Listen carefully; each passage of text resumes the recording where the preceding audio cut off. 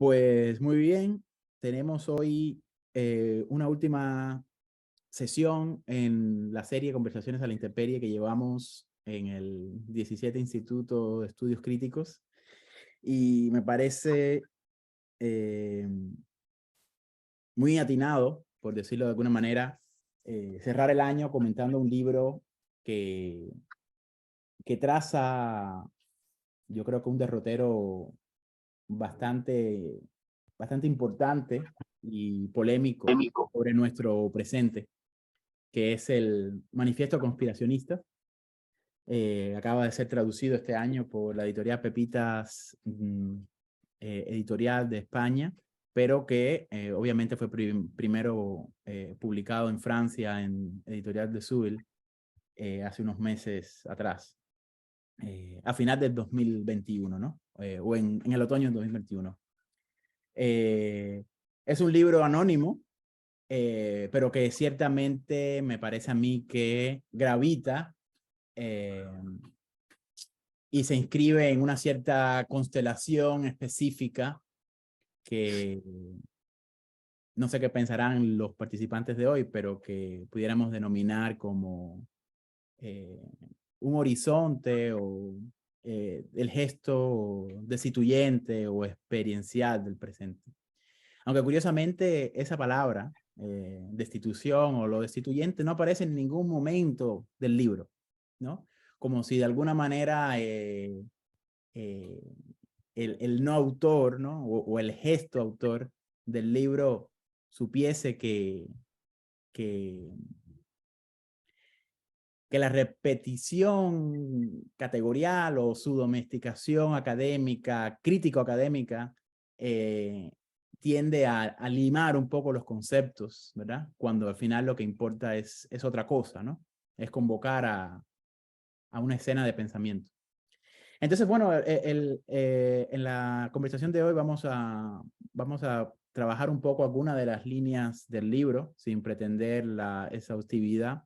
Y tenemos a dos colegas quienes han estado por acá anteriormente, ¿verdad?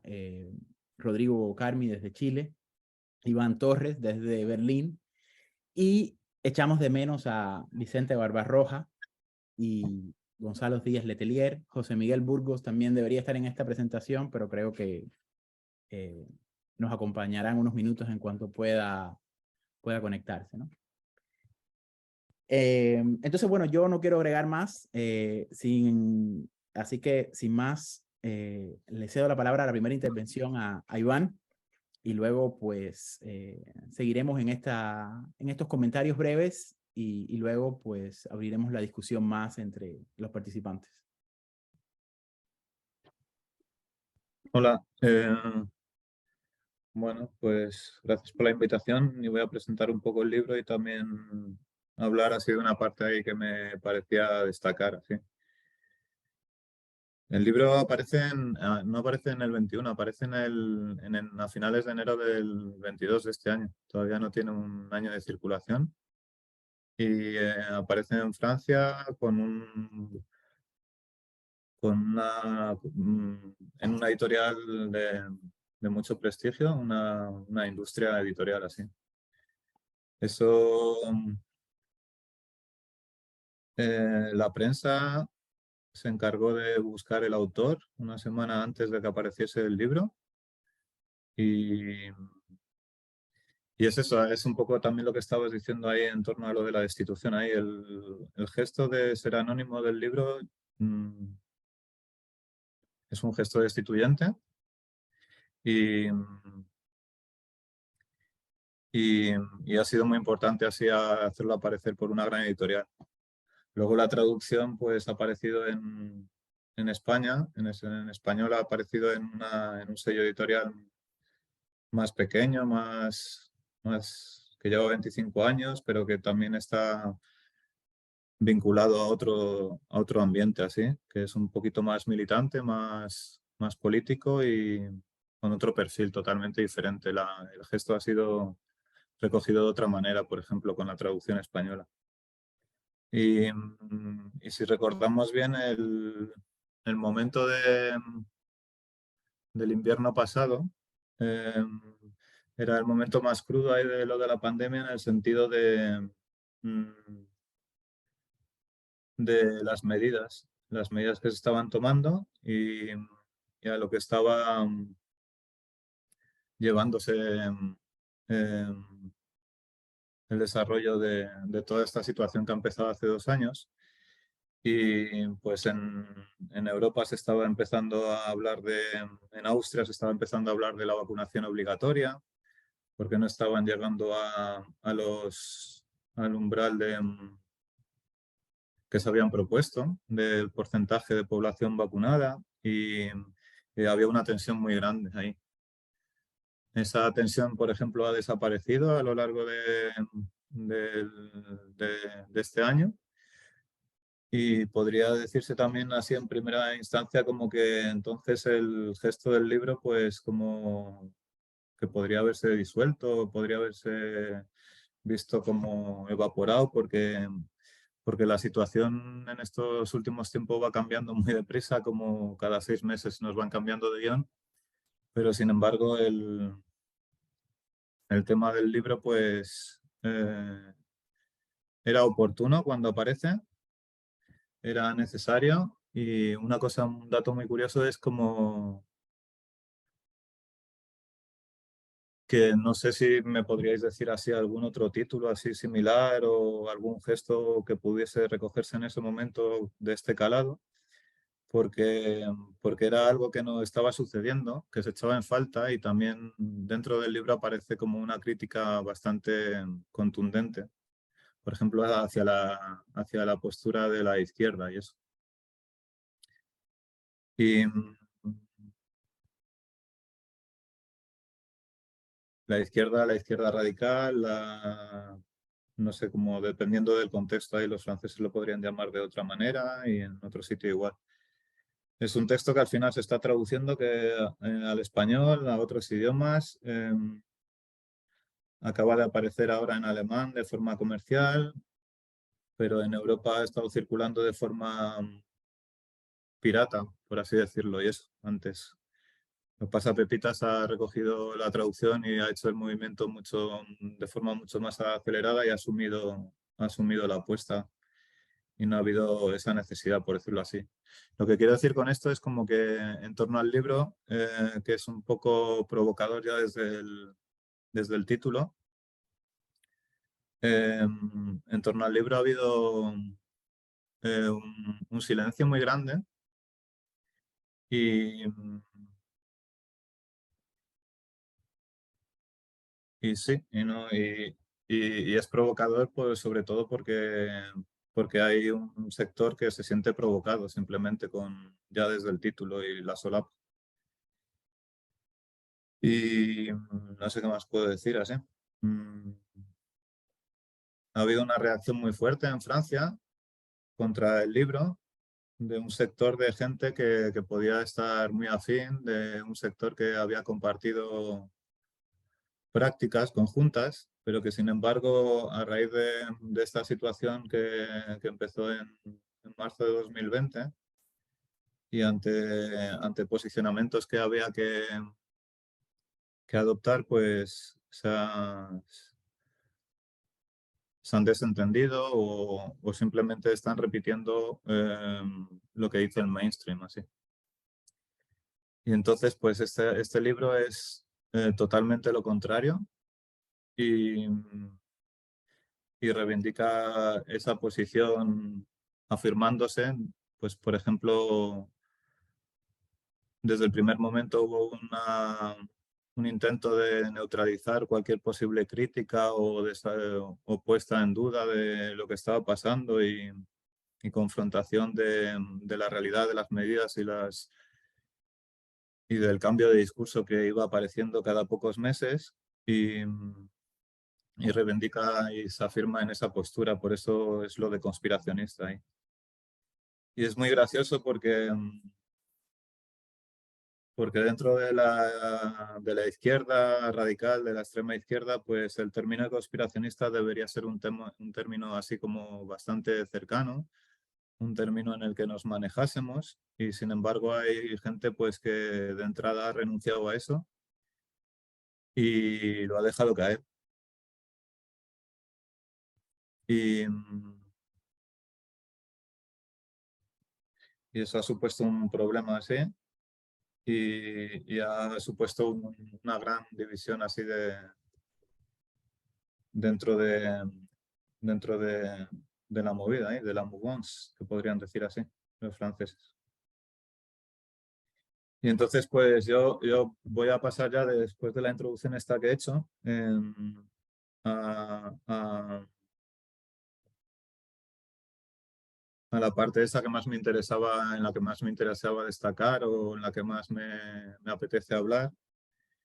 Y, y es la frase que recoge simplemente, es una cita que recoge ahí del libro, que es como un eslogan, así que viene en la contrasolapa ahí de la cobertura, que es como venceremos porque somos más profundos. Y esto es también así, es un détournement así, un poco de forma situacionista, por decirlo así. Y recoge una frase que viene dentro de la historia y que reivindican así como la resistencia francesa. Y inicialmente era una frase que había de propaganda durante la guerra del gobierno francés, pero no decía exactamente eso, por eso hablo de détournement, que es lo de venceremos porque somos más profundos. El gobierno francés, el primer ministro de entonces, hablaba de venceremos porque somos más fuertes. Y esto era en el año 39, cuando, cuando Inglaterra y Francia declaran la guerra a Alemania, pero es una guerra que es la que se llama la Drôle de Guerre, que es la Funny War, y que es una guerra que dura unos pocos meses hasta que Francia es ocupada por Alemania y empieza el gobierno de Vichy con Pétain y todo eso, pero en esos 6 meses fue un momento que hubo una guerra contra Alemania en la que no se pegó ningún tiro y eso. Estaban todos todavía con la moral muy elevada, todavía que venía de la guerra del 14 y se pensaban como que iban a poder resolver eso en cuestión de unos pocos meses y que iban a poder resolver toda esa situación.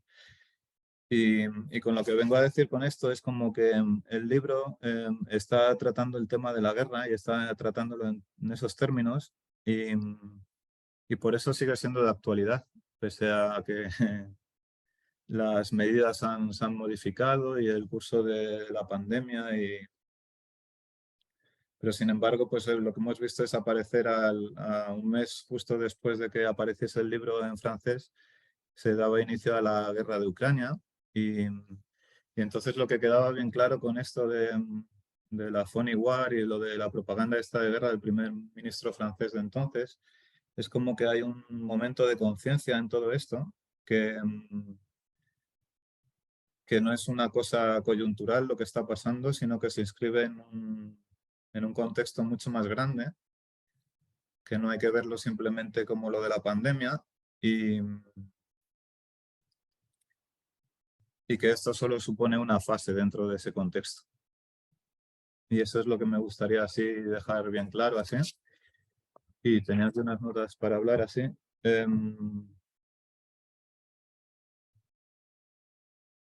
Sí, en el libro habla como que la guerra contra el virus, dicen unas frases porque habla de una forma así muy... No es un libro académico para nada, es un libro que no tiene bibliografía, pero sin embargo es muy contundente y aporta un montón de datos. Un montón de datos que deberíamos tener todos bien claros y que yo mismo personalmente también me he visto sorprendido y cómo lo va entrelazando de una forma muy brillante y hay veces como que me sorprendía diciendo, joder, porque yo no sabía de esto. Y, y hay frases tipo muy directas, tipo como la guerra contra el virus que se está llevando es una guerra contra nosotros. Y, y entonces empieza a hablar desde una lectura como que podría ser muy familiar así para cierto sector así como Foucaultiano, por ejemplo, los que hemos leído a Foucault, pues también sabemos la forma de leer la historia y de interpretar la historia que tenía Foucault y cómo leía, por ejemplo, pues, por así decirlo, al enemigo.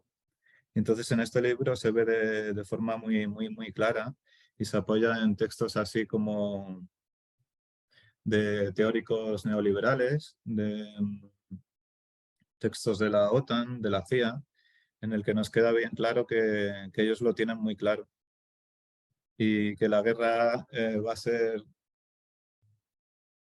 de un modo que se van a conducir y que se engancha con la ingeniería social, con la psicología.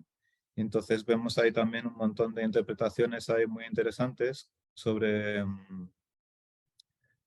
sociología comportamental, y entonces vienen un montón de ejemplos concretos e históricos. Por ejemplo, habla de un encuentro entre Khrushchev y Nixon, me parece, que en Moscú, que tuvieron una discusión que se llama lo de la cocina, que hubo como una exposición y estaban mostrando su modelo de desarrollo social y estuvieron discutiendo en torno a una cocina. También habla de un ejemplo de cómo tiraban medias de seda de mujeres desde los aviones en el Interground, así a la población civil, desde los aviones militares, como para hacer propaganda de Occidente.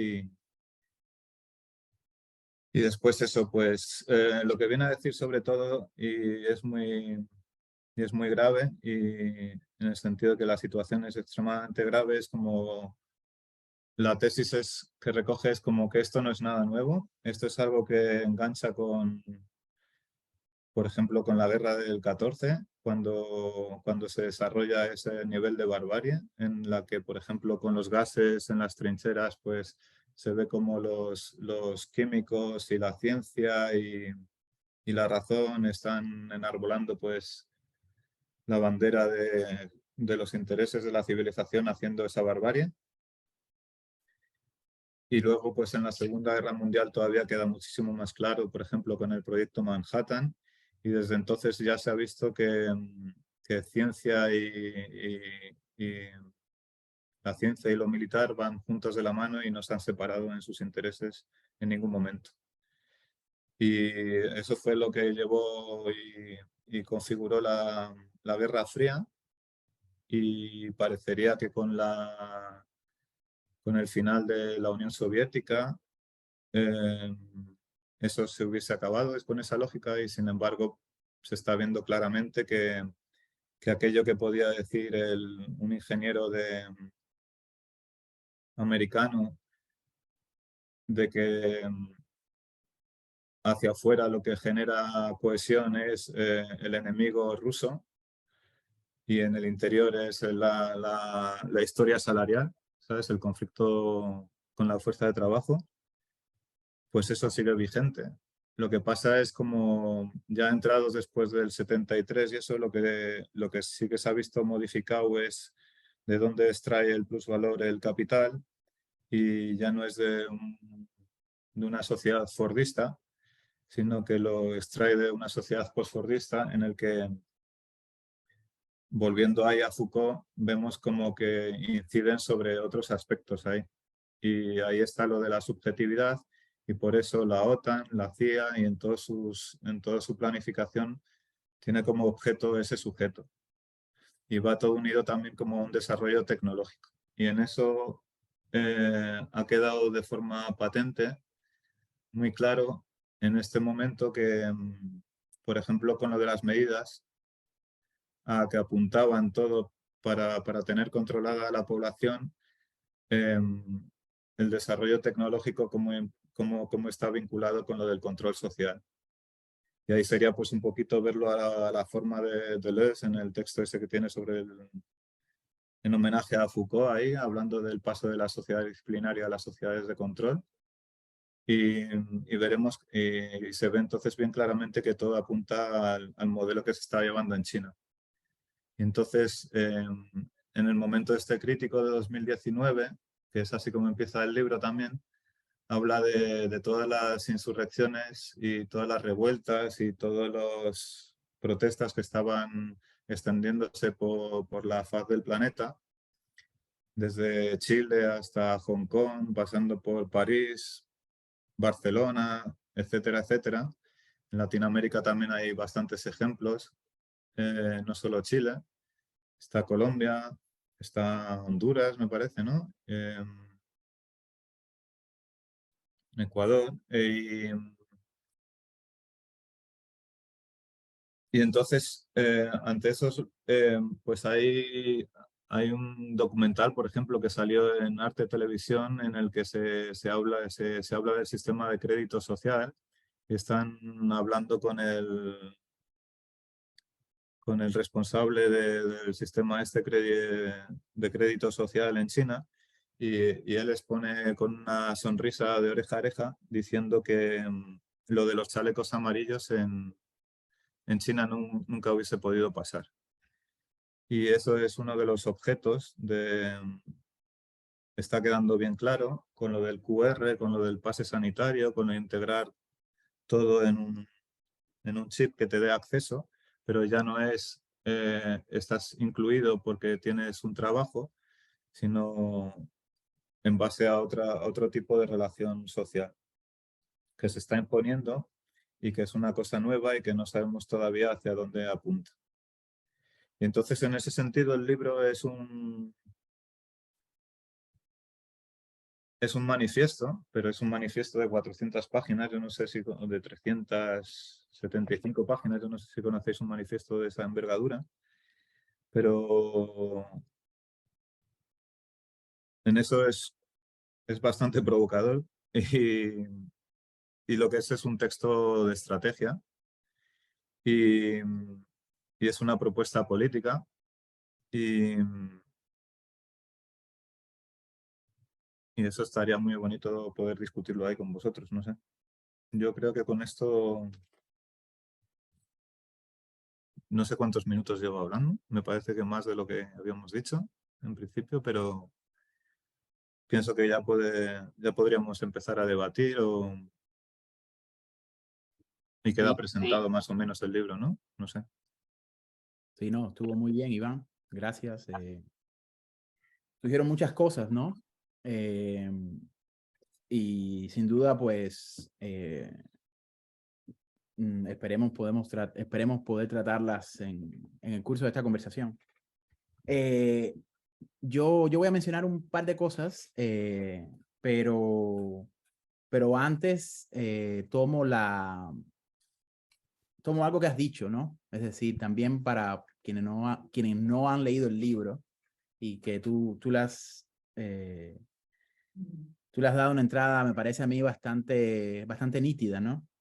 Pero es sumamente curioso, ¿no? Que sea un manifiesto, que el título sea o digamos, la inscripción eh, central, ¿no? Un manifiesto conspiracionista.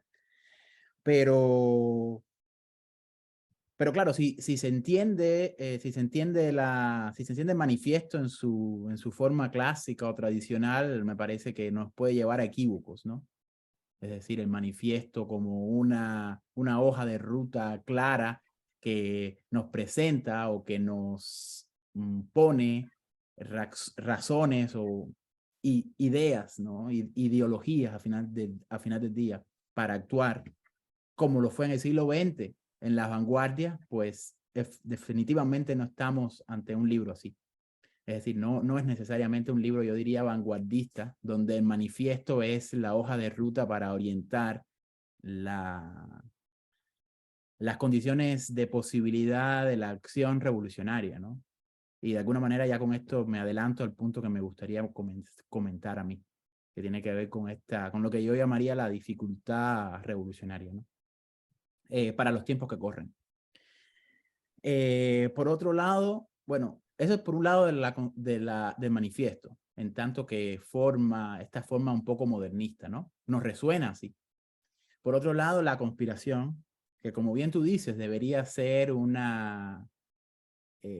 cascabel o una figura para los radicalismos varios, pero no ha sido así. Y por lo tanto el libro ha sido no solamente criticado, pero sí bastante silenciado, ¿no? Y ese silenciamiento tiene que ver con el otro punto que me gustaría poner en la discusión a mí, que es que la izquierda global, por decirlo de alguna manera, o tendencialmente hoy en día es una izquierda social. Y este libro se eleva y ejerce, a mí me parece, se eleva contra la fantasía, la ilusión de una izquierda social o de un izquierdismo socializante, ¿no? Como algo que ya está caído en nihilismo, al principio de valor, ¿no? O a la equivalencia general, y que en la pandemia, este gran laboratorio, ¿no? Que ha sido la pandemia de ingeniería social, se demuestra que es constitutiva de los procedimientos de eso que tú has llamado control, ¿no? O lo que también pudiéramos llamar del nihilismo, y que se hace en función de formas renovadas de la moral, ¿no? El cuidado, ¿verdad? La solidaridad, más democracia, ¿no? Al final del día, normativas, vamos a llamarle normativas de pastorear el campo social, que obviamente no hace sino nutrir la forma espectacular de una democracia que solamente puede sobrevivir mediante mediante el parque humano, ¿no? Aquello que Sloterdijk denominó el parque humano y la biociudadanía, que aparece también en el libro, ¿no? Bueno, a mí me parece que eso, desde esos dos términos, ¿no? Podemos, yo creo que ver los dos vectores posibles de entrada al libro, que efectivamente tiene como objeto, pues yo creo que trazar un mapa del presente a la luz de la pandemia, pero que no se reduce ahí. Me parece que la pandemia aparece como una instancia de intensificación de una guerra que viene de lejos, ¿no? Y que fuera de la grabación comentábamos con Rodrigo, o Rodrigo comentaba que este libro, si lo leemos con otros libros en la constelación de la escena de escritura que tiene manifiesto, si pensamos en los libros del Comité Invisible, si pensamos en algunas escrituras de Giorgio Agamben, o si pensamos en los dos números de Tikkun,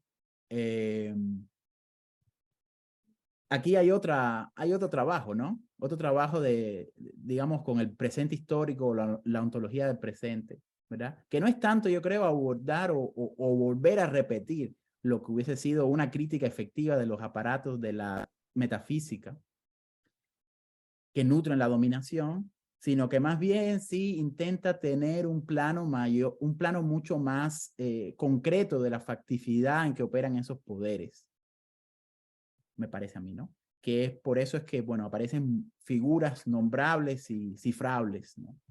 En el curso de una especie de guerra fría que, por un lado, no tuvo lugar, es decir, es la continuidad, yo creo, de la naturaleza de la guerra como condición, digamos, de una función de la política, o que anuncia el colapso de la política moderna, y que continúa, obviamente, en el nuevo régimen, digamos, epocal de la posguerra fría, o de lo que podemos llamar, pues, estructuración global, o como querramos, ¿no? Me parece que esto es consistente con lo que Tikkun llamó, pues, la guerra civil, bueno, después de Schmitt, ¿no? La guerra civil global, como una forma de nueva metástasis del poder, en el que ya no, la tesis hobbesiana colapsa, ya no se trata de ofrecer seguridad y soberanía a cambio de protegernos de la guerra civil, sino que la guerra civil debe optimizarse mediante toda una función de dispositivos capilares, ¿no? Y por lo tanto, la figura epocal que emerge ya no es la del político, de vocación en el sentido clásico, weberiano, sino lo que emerge es el ingeniero, ¿no? Y de la misma manera, me parece a mí, esto no está dicho, lo del ingeniero sí está dicho en el libro, pero esto no está dicho de manera explícita, esto lo digo yo, ¿no? Pero me parece que la hipótesis del libro lo confirma también, ¿no? De la misma manera que tenemos el colapso del trabajador moderno, aparece hoy entonces pues la figura del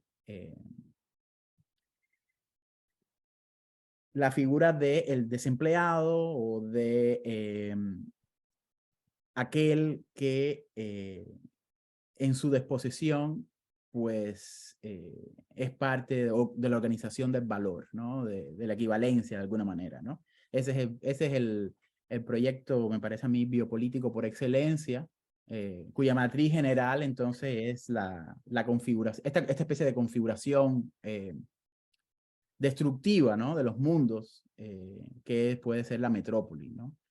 Me parece que ahí, en esa espacialización, vemos la articulación concreta del lugar en donde mediante el cual tiene lugar este despliegue de técnicas, ¿no? Eso solamente es posible, me parece a mí, justamente después del colapso de la figura del trabajador, ¿no? En cierta medida, a mí me parece que esto le pone un final efectivo a la figura del proletariado, ¿no? Y todo lo que ello presupone. Es decir, la metafísica de la filosofía de la historia de la emancipación y de la revolución como horizonte alternativo a la sociedad burguesa o la astucia del capital, ¿no? Una exterioridad posible, ¿verdad? Bueno, y con esto voy terminando. Solamente dos aspectos más, aunque ya surgirán otras cosas, ¿no? En el hilo de la conversación. Primero es que esto tiene que ver también con la dimensión de la conspiración, ¿no? No deja de resultar curioso que si la facticidad y la organización de los poderes actuales, ¿no? Poderes postmodernos o postliberales en el sentido clásico de la configuración del contrato social moderno, tienden a la tecnificación del mundo de la vida, ¿no? Tienden a la transparencia, ¿no? De todo el régimen de la vida. Esa transparencia aparece también interceptada, por decirlo de alguna manera, interceptada por nuevas tramas o subtramas de su aspiración total. Efectivamente, como dice en un momento brillante el libro, ¿no? China es la estrella de Belén de la dominación contemporánea. Yo eso lo interpreto como es la transparencia técnica absoluta, ¿no? Es decir, como en el lema del geopolítico chino, ¿no? El libro de la Tangxia. Todo está legible bajo el cielo. Sin embargo, en esa legibilidad aparecen nuevas conspiraciones, ¿no? O todo es conspiración. Entonces, eso es muy interesante, me parece a mí, desde el punto de vista de la comprensión de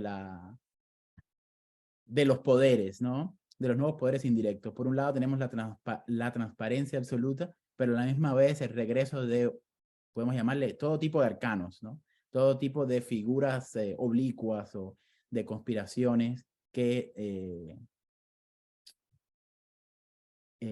por fuera de esa legibilidad, ¿no? O al margen de esa legibilidad, son los verdaderos operativos, ¿no? O dispositivos que responden a procesos no necesariamente, obviamente no en lo absolutamente legitimados ni conocidos o aprendidos, ¿no? Por este nuevo mapa cognitivo. Entonces, eso es una de las, me parece a mí, ¿no? Una de las, no sé si llamarle dialéctica, pero sí uno de los movimientos curiosos solo en el hecho de la comprensión, ¿no? De la comprensión del principio de realidad del libro. Y luego, y este es en realidad es el punto que me gustaría poner sobre la mesa, ¿no? Me parece a mí que es uno de los grandes vórtices, yo creo, de la apuesta del libro, que sin lugar a duda continúa con algunas de las intuiciones de cierta formulación, ¿no? De cierta formulación en torno a lo político, que pudiéramos llamar una formulación que no se hace fantasías sobre lo político y sobre la modernidad política, ¿no? Y esto tiene que ver, a mí me parece, con la última parte del libro, más o menos sobre las páginas 260, más o menos, aparece una crítica a la noción o a la categoría de lo social, ¿no? Y eso es, me parece a mí muy importante, muy llamativo, porque ahí aparece una separación o una división, ¿no? Un parteaguas entre, vamos a llamarle por un lado, la crítica destituyente o la crítica radical, de la cual este libro se quiere hacer eco, y lo que tenemos por otro lado, que sería también pues una izquierda cuya crítica, ¿no? Y cuya estructura crítica depende todavía de una aspiración por enmendar o democratizar o politizar o igualar el espacio de lo social, ¿no? Entonces, a mí me parece que eso es muy importante en la medida en que en realidad, como leíamos, ¿no? Si volvemos a, ahora no recuerdo en qué glosa está, pero en una glosa de Introducción a la Guerra Civil de Tikkun, vemos que ahí ya se llamaba que lo social es el nuevo tirano, ¿verdad? Es decir, a diferencia de lo que se piensa, o lo que sería el relato hegemónico de la izquierda en frente al neoliberalismo, de que el neoliberalismo es simplemente la revocación del Estado y la minimización de la sociedad civil, en realidad vemos que eso no es tan así, ¿no? Vemos que, al contrario, la transformación neoliberal, ¿no? Que se dio con el Estado en los años, bueno, en algún momento en el siglo XX, ¿no? Para Schmitt incluso fue en los años 30, ¿no? En los años 70, pues tuvo un punto álgido, digamos, más potente. Lo que hizo fue intensificar más lo social. Es decir, la socialización o el lazo social se volvió en realidad la estructura hegemónica mediante la cual se organiza y se trafica con la ficción o la ficcionalización de la vida ahora como valor, ¿no? Entonces a mí me parece que la crítica la crítica a la civilización, que por otro lado aparece de alguna manera en algunos textos de esta constelación como una crítica demasiado abstracta o que tiene un surplus de abstracción, en realidad es muy concreta. Es decir, claro, siempre y cuando entendamos por civilización la manera en que a partir de ahora, pues, la civilización llega a un punto de mera administración de la ciudad sin afuera y sin la separación moderna que garantizó de alguna manera su autonomía, que obviamente fue la separación de sociedad y Estado, ¿no? Entonces, ahí hay un gran elemento o vórtice que merece ser discutido, ¿no? Es decir, cómo en realidad, en medio de esta guerra continuada de la modernidad política, el que emerge victorioso es un proyecto de socialización que ahora no conoce límites ni conoce separación y que por eso es que el proyecto chino es interesante, porque es un proyecto de integración social total. Ahora, finalmente, termino con esto. la absolutización de lo social es también la hegemonía de la inmanencia. Es también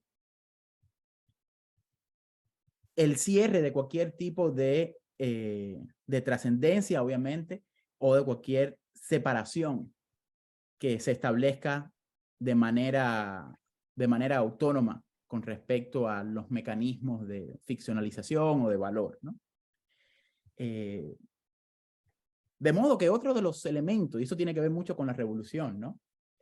Otro de los elementos en que el libro avanza y por lo menos pone en discusión hacia el final es, a mí me parece,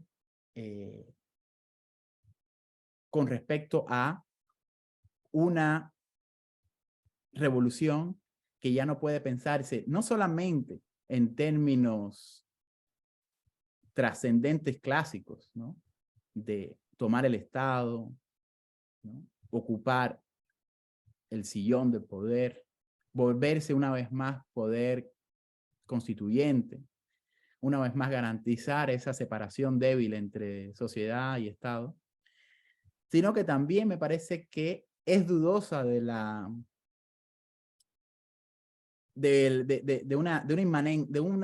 una factura de la inmanencia, ¿no? Ahí me parece que cuando en un momento en el texto se nos habla de que, bueno, cita a Robert Antelme, ¿verdad? El gran escritor francés que pasó por la experiencia de los campos de concentración, ¿verdad? Nos dice que lo único trascendente es entre los seres, ¿no? Me parece que ahí, una vez más, digamos, esta constelación de escritura que pasa por el manifiesto conspiracionista, con Tikkun, pues tiene algo que toma una distancia, ¿no? o tiene algo que hacer con respecto a la inmanencia. La inmanencia absoluta no solamente terminaría subversionando o nutriendo la lógica del valor en curso, ¿no? La integración aplicada, ¿no? O la ingeniería social, ¿verdad? Y lo que hay que pensar entonces es un principio de separación, ¿no? Que me parece a mí que es lo que es con lo que el libro termina y invita a pensar, ¿no? Y que en este texto específicamente tiene una palabra también muy polémica, pero que me parece a mí que no hay que fetichizarla, es decir, no hay que quedarse atascado en ella, ¿no? Esa palabra es alma, ¿verdad? Haciendo una lectura entretenida y a la misma vez erudita del primer, nada más y nada menos que del primer George Lucas, ¿no? De algunas cartas y de el arma y la forma, ¿no? Pero yo pienso, no sé qué pensarán ustedes, ¿no? Lo dejo como pregunta. Me parece que el alma acá es lo irreductible, ¿no? Me parece que el alma acá es también el carácter o la famosa relación, ¿no? O la antigua relación entre carácter y destino, ¿no? De los griegos, y que en tiempos de integración total es el lugar en donde tiene que comenzar a pensarse todo tipo de revolución de tipo existencial, me parece a mí, ¿no?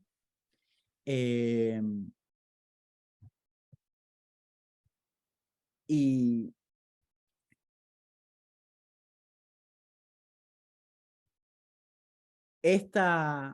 me parece a mí, esta cuestión del alma también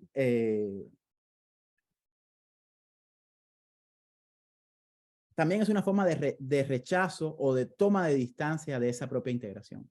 Es decir, por un lado, aunque ciertamente yo creo, ¿no?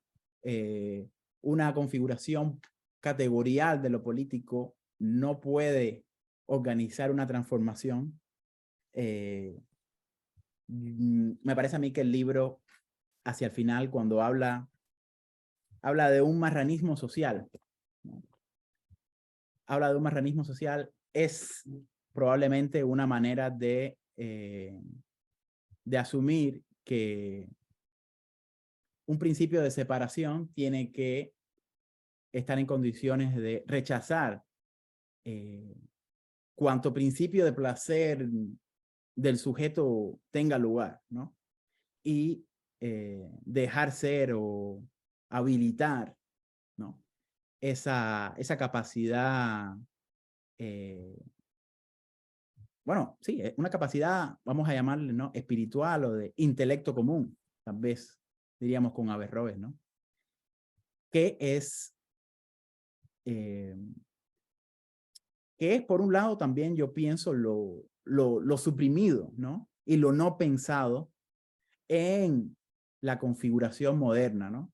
De la política, donde todo el contrato social, toda la organización del mundo de la vida se hizo siempre a final de días en torno a las cuestiones o los elementos cuantificables o medibles o intercambiables, ¿no?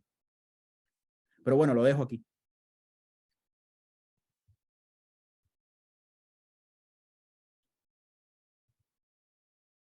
Bueno,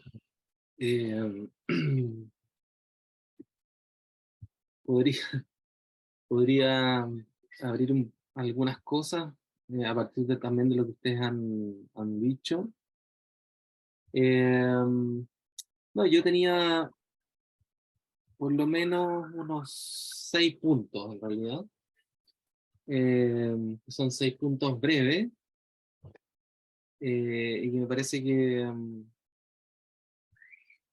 abren una conversación que, bueno, varios de los puntos que voy a señalar ya ustedes los han mencionado. Pero parto con el primero, ¿no? La cuestión del virus y la pandemia. Yo creo que efectivamente el texto considera que, digamos, instala la cuestión de la pandemia como un acontecimiento que viene a intensificar, ¿no? O como ellos dicen, acelerar, ¿cierto? Las tendencias de gubernamentalidad que ya habían estado instaladas, ¿no? Esa es una primera cuestión. Yo creo que es relevante porque lo que se juega ahí en la pandemia como momento de aceleración del circuito de la gubernamentalidad del capital es la querella contra el contacto, ¿no? Y de alguna manera lo dejan entrever en las primeras páginas, y creo que justamente es la cuestión del contacto lo que está permanentemente en juego acá. A propósito de la cuestión del alma que señalabas tú, Gerard, ahora último, eh, creo que de alguna manera entonces hay una aceleración e intensificación de la cuestión, digamos, de los dispositivos de control, ¿no? A la luz de la concepción del virus concebido como guerra, ¿no? Como una lógica de la guerra, ¿no? Ese sería el primer punto. El segundo punto, que también me parece que instala cierto énfasis y que por supuesto es totalmente coherente con el primero, es que el fascismo nunca terminó, y más bien lo que ocurrió es que el fascismo se normalizó, y uno podría decirlo así, ¿no? El fascismo se normalizó bajo la forma totalitaria de lo social, digamos, no podría decirlo de esa manera, siguiendo las palabras que decía Gerardo, eh, aunque solamente haría un matiz respecto a esa cuestión, porque claro, ahí aparece un poco la tesis de la Wendy Brown, ¿no? Del último libro sobre el neoliberalismo, donde el manifiesto conspiracionista de alguna manera estaría distanciado de esa tesis, estaría problematizando la tesis de Wendy Brown. Si recordamos la tesis de Wendy Brown, es que el neoliberalismo se sostiene sobre la idea de la destrucción de la esfera lo social, ¿sí? El neoliberalismo justamente consistiría en la destrucción de la esfera lo social, porque lo social habría constituido una esfera donde todavía se posibilitaba el conflicto, ¿no? En términos marxistas, sería el espacio de la lucha de clase, ¿no? Y desde el punto de vista de Wendy Brown, lo que hace el neoliberalismo es clausurar la esfera de lo social de manera definitiva en favor de la esfera de lo personal, lo individual, ¿no? Claro, ¿cómo estar en contra al mismo tiempo de Wendy Brown, pero al mismo tiempo cómo reconsiderar la cuestión de lo social que está en juego acá, ¿no? En el sentido de que, de alguna manera, el neoliberalismo no pone en juego lo social tal como lo ponía en juego la democracia liberal, ¿no? Porque la democracia liberal todavía mantenía la distinción, que era lo que tú hacías referencia, Gerardo, ¿no? Entre sociedad y Estado, digamos, ¿no? La cuestión me parece clave del neoliberalismo en esa lógica, y a diferencia de la tesis de Brown, que, insisto, ella sostiene que se destruye la esfera de lo social, uno podría decir que justamente la esfera de lo social termina devorando al Estado, ¿no? Bueno, eso en Chile nosotros lo conocemos muy bien, se llama Estado subsidiario, es muy conocido. Ahora, eso significaría entonces que lo social que está en juego acá no es lo social que había criticado Hannah Arendt en su momento, o lo social que está presente, digamos, en la clásica democracia liberal, digamos, sino que es un segundo orden de lo social, digamos, donde ya no hay precisamente una distinción entre Estado y sociedad, y donde lo que se pone en juego es una sutura, ¿no? Digamos, que tiene que ver precisamente con bueno, eso es la guerra civil, digamos, la sutura total de la vida respecto del poder lo político, ¿no? Donde ya no hay posibilidad de distinguir una esfera respecto de la otra, ¿no? Entonces, este sería como el segundo punto, que tiene que ver con la cuestión del fascismo como modo normal del vivir, de la experiencia contemporánea. La tercera cuestión que me parece relevante, que también lo decía Gerardo y lo decía Iván en cierto momento también, eh, claro, la total disyunción, digámoslo así, entre izquierda y revolución, ¿no? La disyunción entre izquierda y revolución, ¿no? O sea, de hecho la frase que ellos usan es: la izquierda ha estado del lado de los vencedores, ¿no? La izquierda ha estado del lado de los vencedores y la revolución está por otro lado, ¿no? Pero una revolución que también tiene otro planteamiento, otra formulación, ¿no? Que evidentemente ya que no es la revolución monumentalizada, ¿no? Heredera de la tradición de la Revolución Francesa, ¿ya? Sino que es otro tipo de revolución, y me voy a tener ahí en un rato más a propósito del desplazamiento que uno puede advertir en el texto entre destitución y conspiración, ¿ya? O sea, uno podría decir que la revolución que está en juego acá sería una suerte de revolución conspiracional, digamos, ¿no?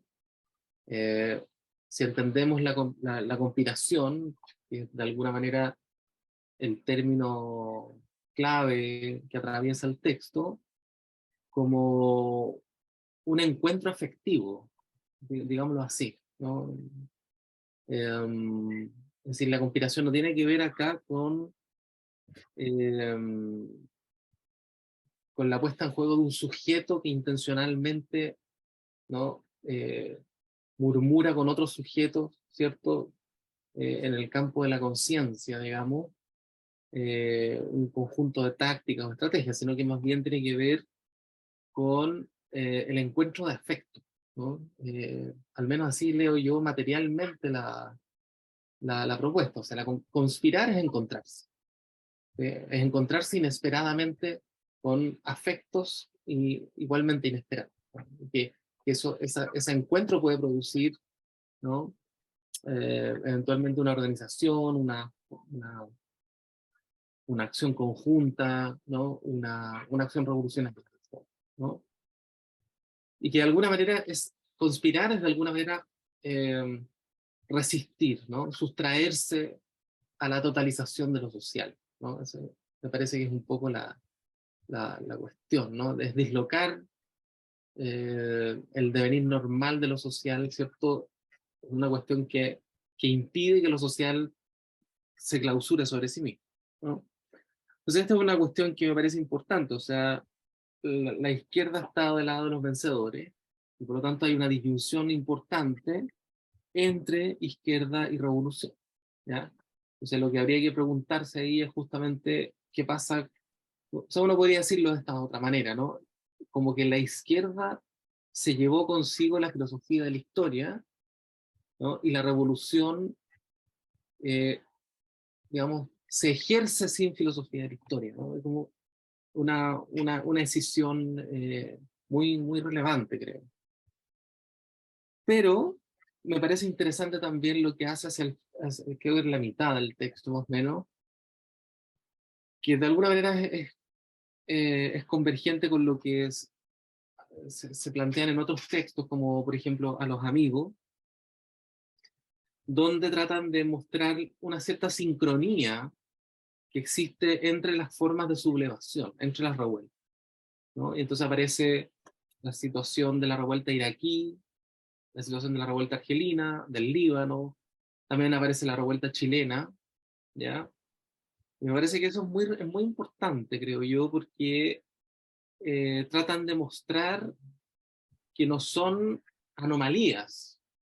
No es una anomalía lo que está sucediendo ahí, sino que es una suerte de lógica de la sublevación múltiple, ¿ya? Pero que pertenece a un mismo circuito, por decirlo de alguna manera, ¿no? O sea, que está impugnando una misma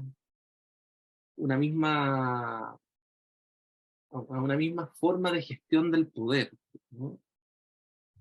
Entonces me parece relevante esa cuestión, ¿no? La referencia, ¿no? Al modo en que en distintos lugares eh,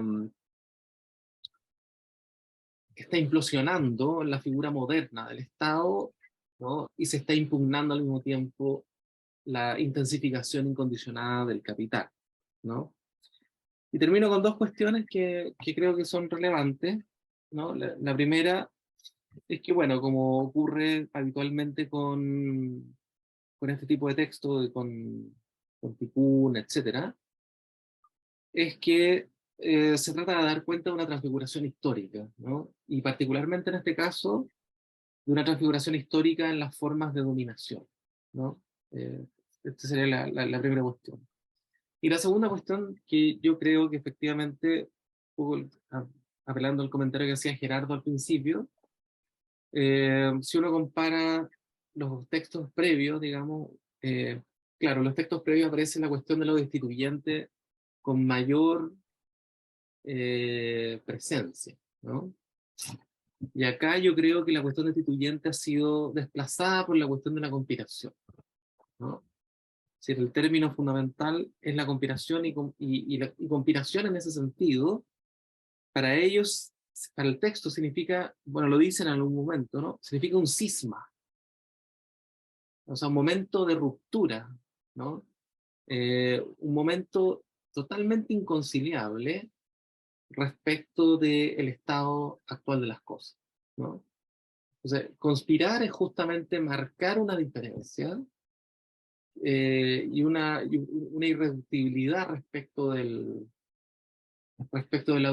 la aceleración gubernamental del capital, por decirlo de alguna manera, ¿no? Creo que ahí se inserta la cuestión del alma, y creo que se inserta esta idea de la conspiración que al menos yo la entendería eh,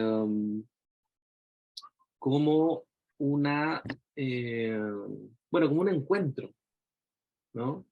Si en el fondo yo creo que en ese sentido el texto desplaza términos, pero mantiene ciertas consideraciones que han venido desarrollando antes, digamos, y que justamente la puesta en juego del encuentro como un momento de irreductible afecto respecto de las formas de ejercicio de la gubernamentalidad capitalista, ¿no? Diría que ese sería como un poco el punto. Y bueno, para volver al principio, la cuestión de la pandemia me parece que es muy relevante en ese sentido porque en la medida en que acelera, ¿no? En la producción y gestión de los dispositivos de la gubernamentalidad capitalista contemporánea, lo que intenta destruir finalmente, y lo dice en varios pasajes, es la idea de que haya mundos posibles, ¿no? Y, es decir, intenta destruir la conspiración, en el fondo, ¿no? Solo la conspiración abre mundos posibles, ¿no? Eso es lo que yo logro pesquisar, digamos. Solo la conspiración abre mundos posibles, ¿no? Porque la conspiración supone una discontinuidad, una separación, una lógica de la separación, como diría el Gerardo, respecto, ¿no?, de la gubernamentalidad capital, ¿no? Bueno, quizás lo dejo por ahí.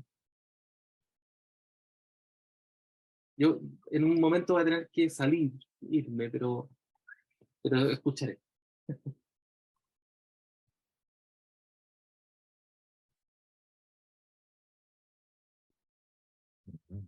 Magnífico. Iván, si te apetece tomar algo o reaccionar a algún hilo de lo que se ha dicho.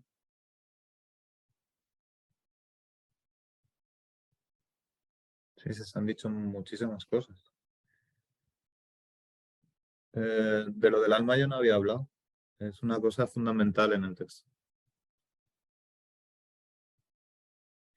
Y hace referencia al primer Lukács.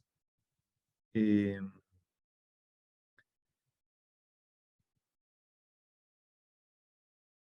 ese momento que era en los años 10, 20 del siglo XX, que era la primera vez que se estaba viviendo la barbarie como se estaba experimentando. ¿Y qué puedo decir de eso, eh?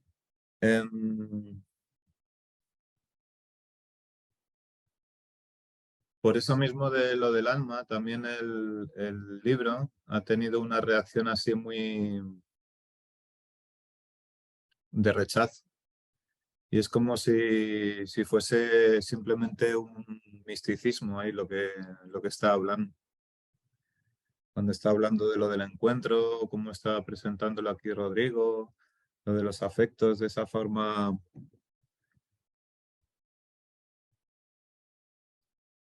tan lejana así de Spinoza, pues parecería pues eso, como que es simple misticismo.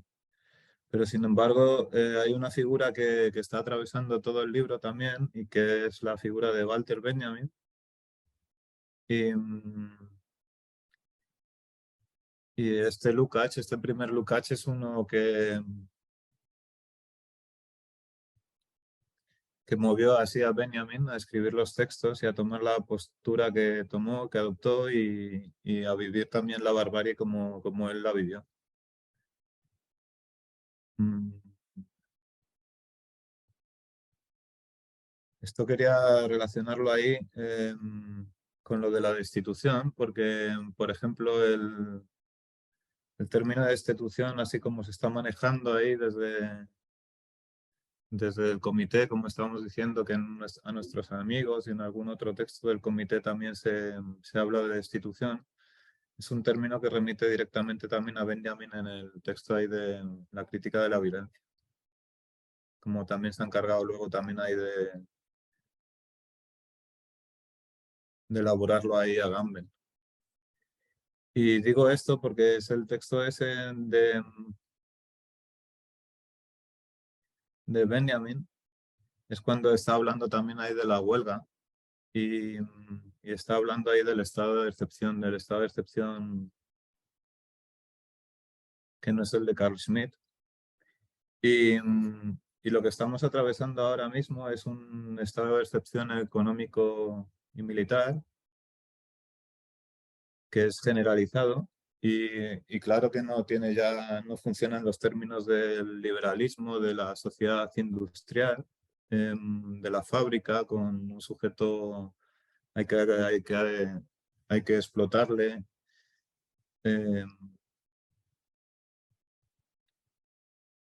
De la manera, por ejemplo, esta clásica. Entonces, también la respuesta, pues no va a ser para nada la que aparece después del 48, de 1848, cuando empiezan a todas las insurrecciones empiezan a ser integradas y empiezan a organizarse con la forma que luego hemos conocido y que ha pasado a ser la forma de los partidos, la forma clásica del partido, la forma clásica de la huelga proletaria y que es una huelga que, por ejemplo, viene siendo criticada, por ejemplo, en el texto ese de Benjamin.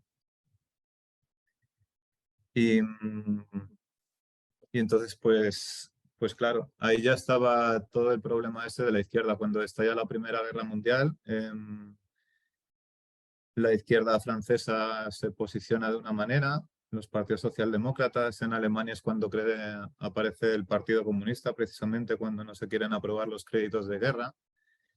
Y también es un momento en la historia que podría guardar en este momento una relación muy fuerte o que reenviaría un eco muy, muy fuerte, porque lo que hemos visto es como la izquierda reformista, socialdemócrata o la que apuesta por generar instituciones o por la que está por el poder constituyente, en contraposición a la potencia destituyente, pues esa izquierda de repente pues, se ha puesto debajo del paraguas de este Estado total y entonces no deja opción al disenso y entonces pues ya no vale hablar de consenso.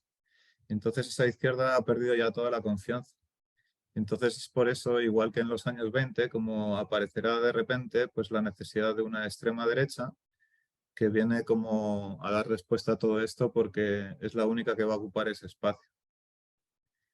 Y en ese momento cuando pasa eso de la aprobación de los créditos de guerra por la izquierda socialdemócrata lasallana, etcétera, es cuando de repente empiezan a aparecer de nuevo todas las revoluciones. Y veremos también cómo son masacradas, cómo termina Rosa Luxemburgo, por ejemplo, que también está citada dentro del libro. Y ese momento en el que la izquierda pues desaparece de la barricada, pues es un momento ahí bastante interesante y que podríamos pensar así, porque ya no tenemos que discutir con ellos y porque queda bastante claro que lo que ha pasado no hubiese sido posible sin la colaboración de la izquierda. Entonces, ¿qué más puedo decir así con lo que hemos estado diciendo ahí? Lo del alma y lo del encuentro en lo de los afectos es lo de respirar conjuntamente, que eso es lo de conspirar, es a lo que remite el arte de la conspiración. Y es eso, es el último reducto que queda ahí cuando ya no han encontrado un límite a la hora de generar plusvalor. Y entonces están como excavando, están como hurgando y donde lo han encontrado sigue siendo en ese parque humano que no hace falta y cuyos cuerpos ya han sido exprimidos y entonces están buscando cómo llegar a exprimir las almas, los espíritus, las ánimas de esos cuerpos. Y eso es lo que trata de hacer todo el rato, pues simplemente con el ejemplo de Facebook, cuando trata de colonizar las amistades o cuando buscan nuestra trazabilidad o cuando estamos produciendo datos enganchados a un smartphone que nos dice cuántas horas dormimos y estamos trabajando para eso así, produciendo datos. Cuántas horas dormimos, cuántos pasos damos, cuántos latidos de corazón tenemos. Y esos datos, pues simplemente van a una empresa privada y pueden terminar pues siendo vendidos a una farmacéutica tranquilamente y con ello pues nos estarán administrando todas nuestras dependencias así, como seres dependientes de eso. Algo así. Y se trata de eso, de gestionar la crisis, no se trata de resolverlo, no se trata de dar unas respuestas, estamos en otro momento y se trata de administrar y de gestionar eso, y por eso lo que hay son ingenieros y managers y en esa tormenta estamos ahí.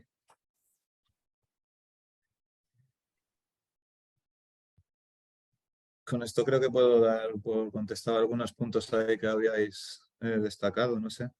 Y luego sí, lo del misticismo, pues eso, que este libro ofrece también una respuesta que también digo que es como así como benjaminiana, en el sentido que no es para nada misticista, sino que a la par que Benjamin, lo que busca es ofrecer una dimensión teológica política y a la utopía. Porque no se trata simplemente, como estaba ahí apuntando Rodrigo, de quedarse en la inmanencia, sino que como vea Antelm, esa cita que tú has rescatado ahí, Gerardo, la trascendencia también nos es muy importante. Y de ahí lo del espíritu y el alma, y es una parte fundamental y preciosa del texto.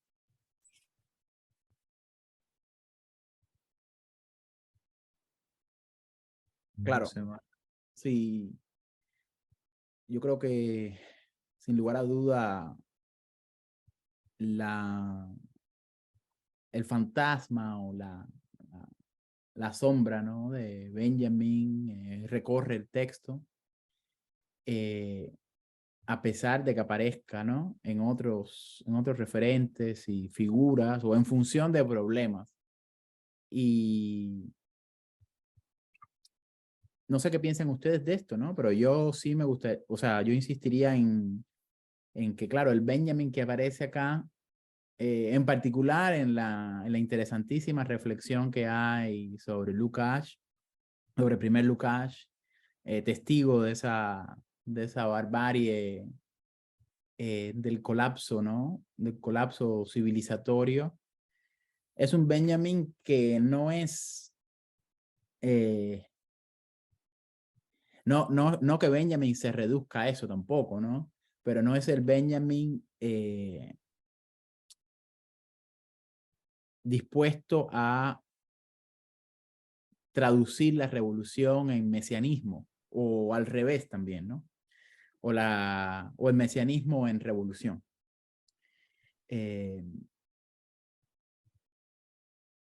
Porque de alguna manera eso también me parece a mí, ¿no? ¿Por qué el énfasis no se pone ahí? Me parece que no se pone ahí justamente porque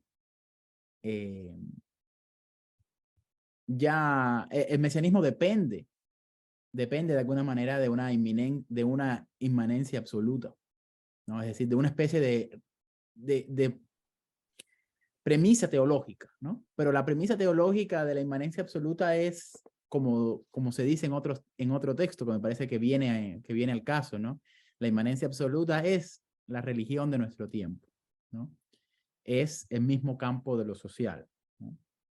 Sin embargo, si ponemos el énfasis en el cisma, me parece que el cisma es la separación, ¿no?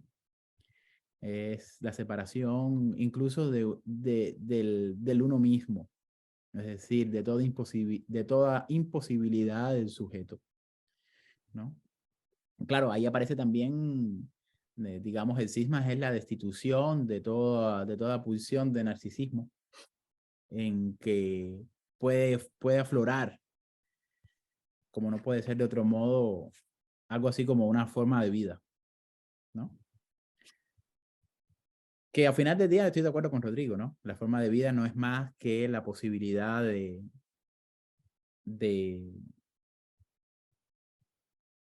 asumir una vivencia, dando lugar a una experiencia, a un encuentro. Y eso, por lo tanto, es lo que configura la vida más allá de sí misma, ¿no? O fuera de sí misma, como diría un amigo, ¿no? Una vida fuera de la vida misma. Es decir, eso es una apuesta antibiopolítica pura, me parece, ¿no?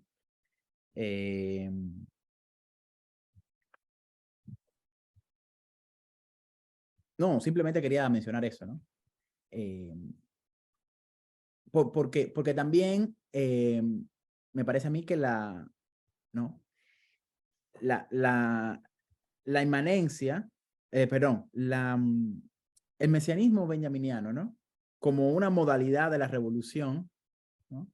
Es también parte de la arquitectónica moderna que de alguna manera explota, yo pienso, ¿no? Se desvanece en el colapso categorial de las categorías modernas. No,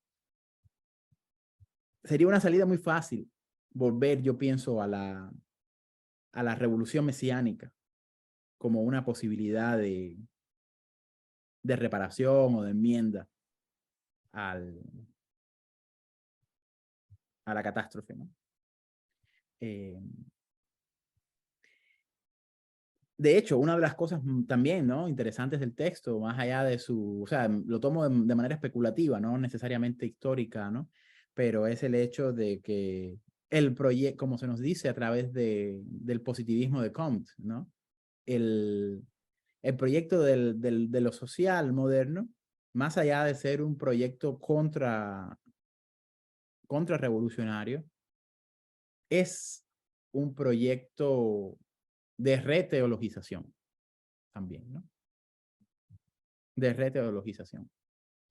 Es decir, un proyecto teológico, ¿verdad? Donde recorre, digamos, ¿no? La ingeniería ya no necesariamente vinculada o no, sí, no limitada a la economía política, sino a una nueva economía de las almas, ¿verdad? Que terminaría pues en ese teorema thatcheriano de que el método es la economía, ¿no? Pero el propósito es el alma, ¿no?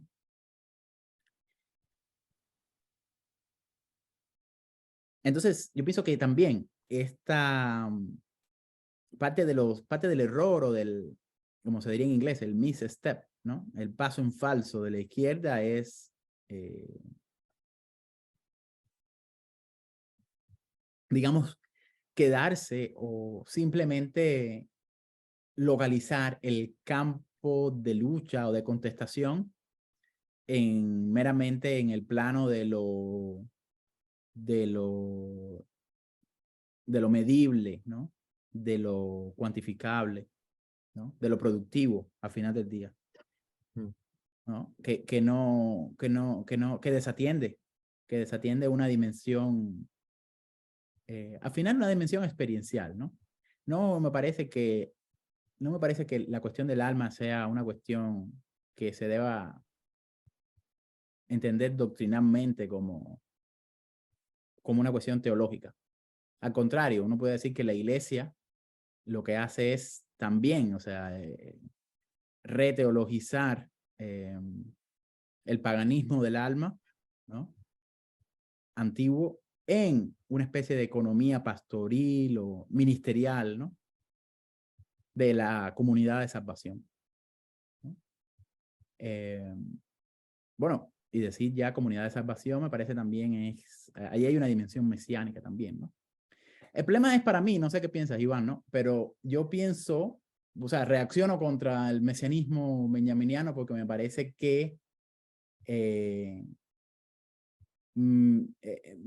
mesianismo y providencialismo o filosofía de la historia cristiana, pues funcionan en dos velocidades, ¿no? O son dos polos de un mismo dispositivo, ¿no?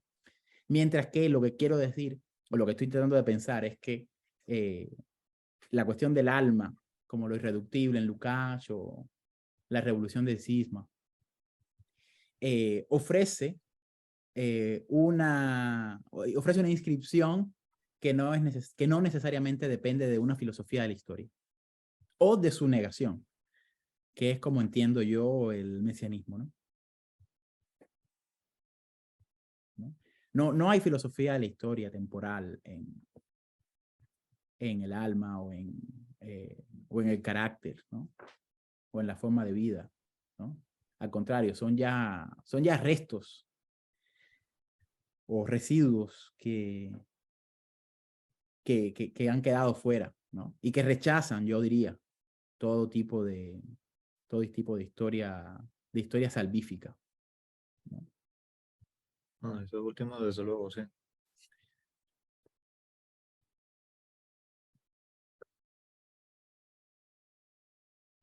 Mm.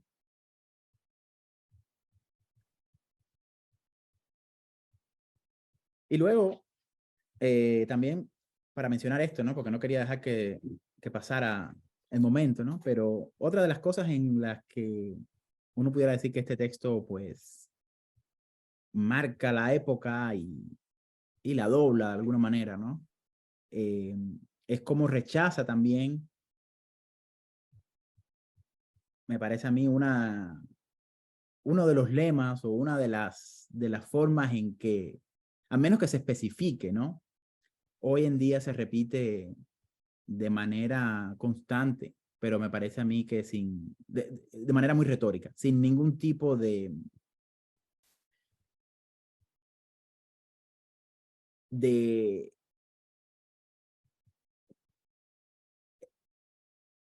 ningún tipo de efecto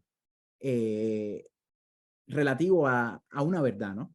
Que tiene que ver con lo político, ¿no? Me parece que el libro también puede agraviar a muchos que todavía piensan que actuar políticamente, ¿no?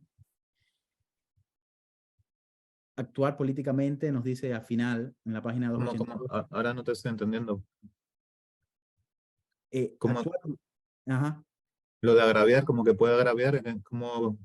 sí, puede agraviar a un sinnúmero de, de personas, de orientaciones, ¿no? De apuestas, que ponen su fe en esta postura de actuar políticamente, ¿no? Y el libro es muy contundente al final en relación con esto, ¿no? Un viejo prejuicio, dice, ¿no? Afirma que actuar políticamente es sinónimo de actuar públicamente. Pero Ah, esta idea está muerta, ¿verdad? Etcétera, etcétera. Entonces, a mí me parece que, claro, todo esto lo pudiéramos ligar de manera directa. Bueno, una entre tantas posibilidades, ¿no? Pero esto pudiéramos ligarlo, claro, a la vieja, el viejo teorema de Reiner Schurman, ¿no? Entre el quiebre, en el fin de la metafísica, entre el quiebre entre pensar y actuar, ¿no? Donde la acción política, basada en el sujeto, digamos, ¿no? En el sujeto de la voluntad, del principio de acción, ¿verdad? No está en condiciones realmente de ofrecer una salida al nihilismo que se opone. En todo caso, me parece a mí que el paso atrás, ¿no? Al alma, a la destitución, ¿no? A un marranismo desubjetivante, intenta de alguna manera pues renovar condiciones para otra política, pero que no puede ser acción política hoy en día sin más, ¿no? Me parece que esto también es muy contundente, ¿no? sí, antes en este momento cuando había intentado también responder a los puntos ahí que habíais abordado, estaba esto mismo ahí. Y por eso citaba ahí el momento ese de 1848, que es cuando empiezan a tener su apogeo las industrias y empieza a tener apogeo el parlamentarismo y empiezan a aparecer los partidos socialdemócratas a incorporarse dentro de los parlamentos. Esa izquierda electoral y, y como que hay un espacio para lo público y que es una izquierda social y socialista. Y, y lo que estamos viendo ahora es que nada de eso está pasando, nada de eso está funcionando y estamos como pues las insurrecciones lo han demostrado. Están apareciendo fuegos de forma intensa, de forma irregular, no centralizada por todo el mundo. Nadie sabe dar explicación a eso y darle una explicación a eso sería como darle una orientación o darle una organización, ¿sí? Y eso sería volver otra vez a la izquierda esta clásica que ha funcionado pues durante un momento histórico, pero estamos como otra vez en algo previo a lo que venía pasando antes de esa formación de ese sujeto proletario y de ese que se conformaría pues con el final del Congreso de Viena y con un tipo de política ahí. Y estamos viviendo ahora mismo pues un momento en que esa izquierda que con la última crisis fuerte que hubo de 2008-2011 ha demostrado su total inoperancia. Ha sido como 10 años que no han servido para nada, sino para esas ilusiones que habían generado, pues para borrarlas para siempre. Y desde luego que no queda eso. No queda ninguna posibilidad de actuar en lo público, no queda ninguna posibilidad de hacer acción política. Y estamos en otro momento. Entonces es un momento en el que se vuelve a las conspiraciones, esas conspiraciones que nos acompañaban en si tiramos del hilo rojo y negro hacia atrás, pues que no son las de luchar por buscar reconocimiento, representación, acumular fuerzas, demostrar y negociar para tener una mejor vida. Y estamos en otro momento. Estamos en un momento que son insurreccionales y es un momento en el que hay que conspirar.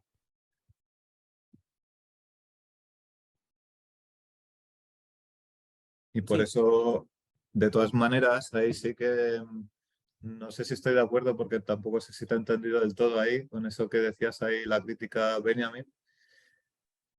Pero este libro, por ejemplo, es muy importante porque, sin embargo, es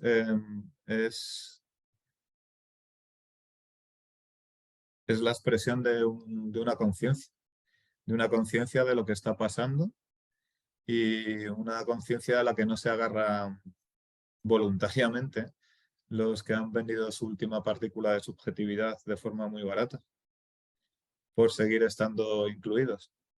Y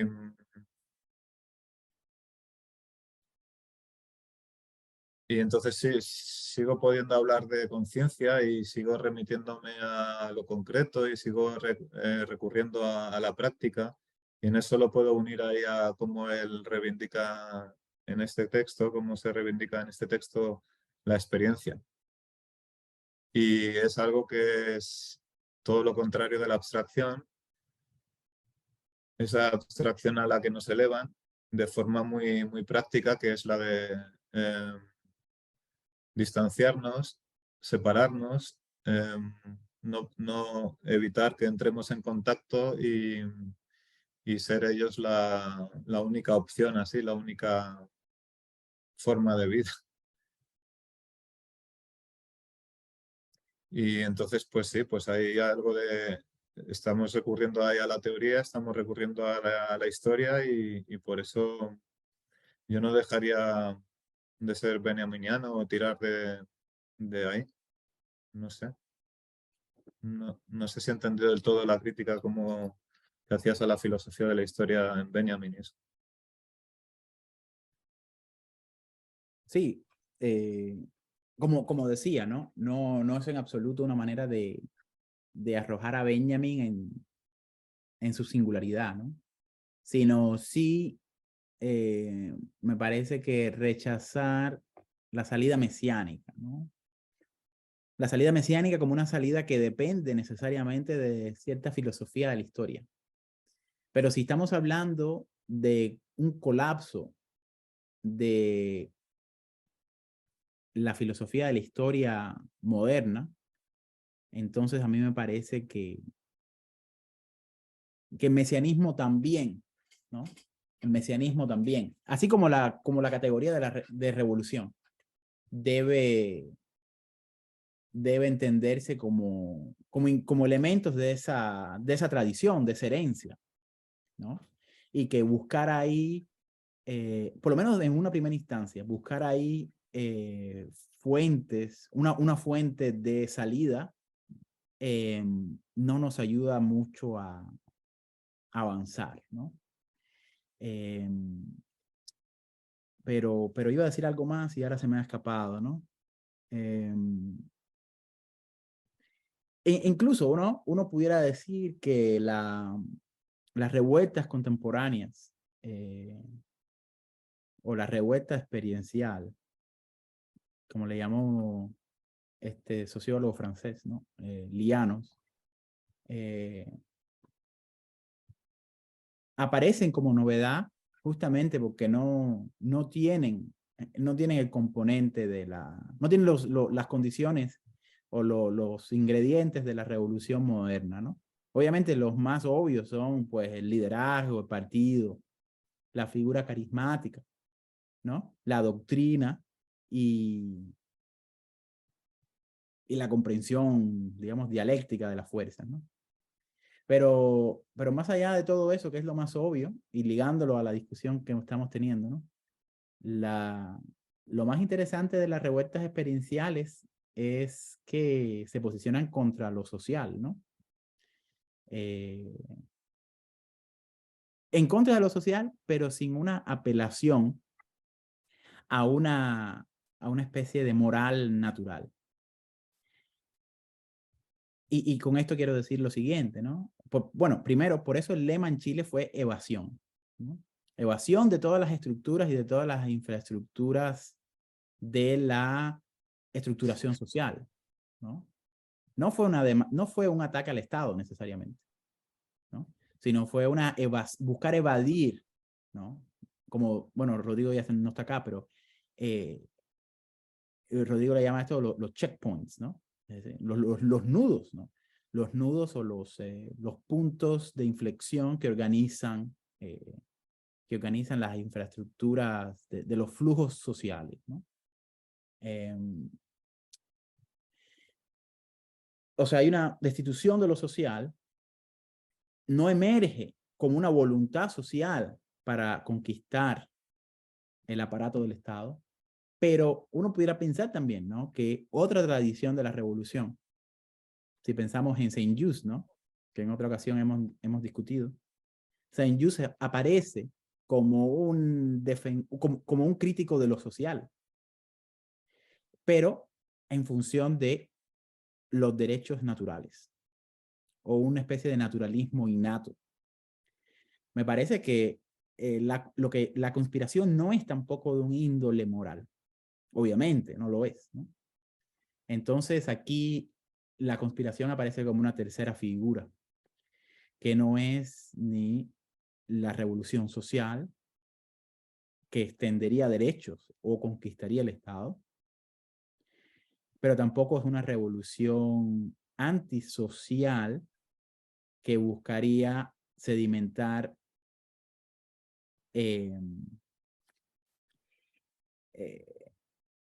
digamos, el poder constituyente en función de la naturaleza humana, ¿no? Como quería Saint-Just, ¿no? Que no creía en el contrato social. Me parece que la conspiración aquí está en un espacio heterogéneo, ¿no? O heteronómico con respecto a estas dos determinaciones, ¿no? Por eso conspirar es muy interesante, ¿no? Me parece que hay un movimiento también muy bonito en la relación entre conspiración y alma. Porque la conspiración entre almas, o como dijimos en relación con Antelme, ¿no? Que el hecho de que el alma con el alma sea un trascendente hace que el alma no quede como una mera reserva monacal o de monjes. También pudiéramos decir que no quede, porque esto es una crítica, esto que voy a decir es algo que se dice mucho a quienes reaccionan a la crítica de lo social, ¿no? No, fuera de lo social está la angustia. Si no hay sociabilidad, casi que no hay lengua, dirían los psicoanalistas, ¿no? No hay lengua. Quedas como un monje cuya alma debe generar ejercicios, debe generar una ascesis de, digamos, rendimiento vital, ¿no? Pero a mí me parece que la clave de la conspiración es que, no sé muy bien cómo decirlo, voy a lanzar una primera flecha, ¿no? La clave de la conspiración es exteriorizar, ¿no? Exteriorizar el alma, ¿no? Aquí sí el contacto es clave, ¿no? Hacer que el alma entre en contacto o en sintonía, attunement, ¿no? No sé cómo se diría eso en español, ¿no? Pero que entre en sintonía, en attunement con otra alma. Ahí hay una instancia trascendente que a mí me parece evita, ¿no? Evita esta especie de interiorización, ¿no? Claro. De interiorización total, ¿no? De vida monástica, ¿verdad? Está aquello, ¿no? Agamben, en uno de los textos recientes de La casa que se quema, dice las dos figuras epocales que vienen van a ser el delincuente y el monje.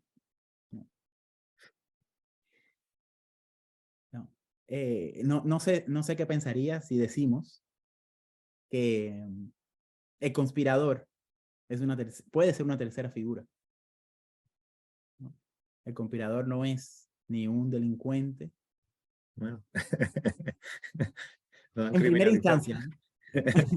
Ni es un monje, ¿no?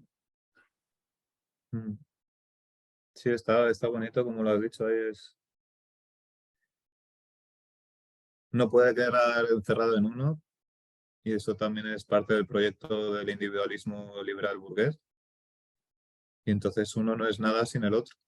Y por eso hay lo de la idea de conspirar, y también lo había dicho así como lo de respirar conjuntamente. Es el compartir el aire y las experiencias y...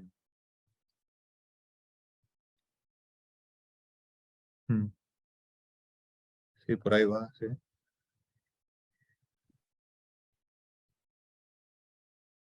Claro, y que conspiratio,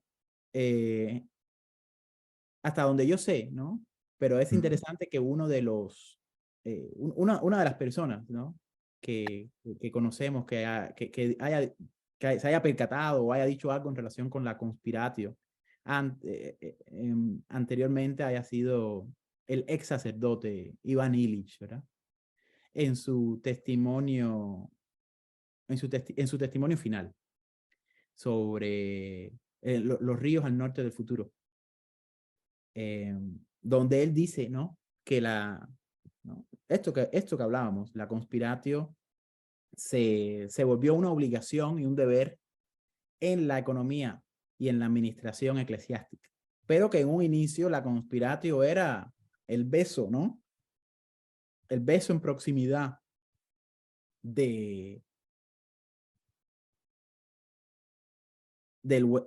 ante el huésped o ante la persona con la que te inclinas, ¿no?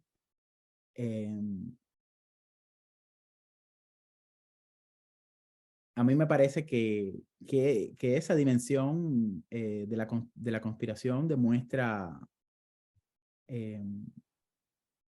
esta dimensión de exterior y múltiple. Como tú decías, ¿no? Se necesita un otro, pero ese otro no puede ser un sujeto al que debamos pues administrar de manera cuantificable, ¿no? Tiene que darse, por supuesto, como como un encuentro. Y eso es lo que se ha, de alguna manera, suturado, ¿no?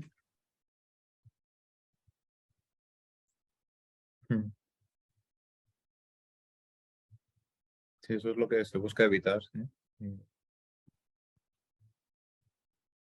Para eso, pues para ser gobernables.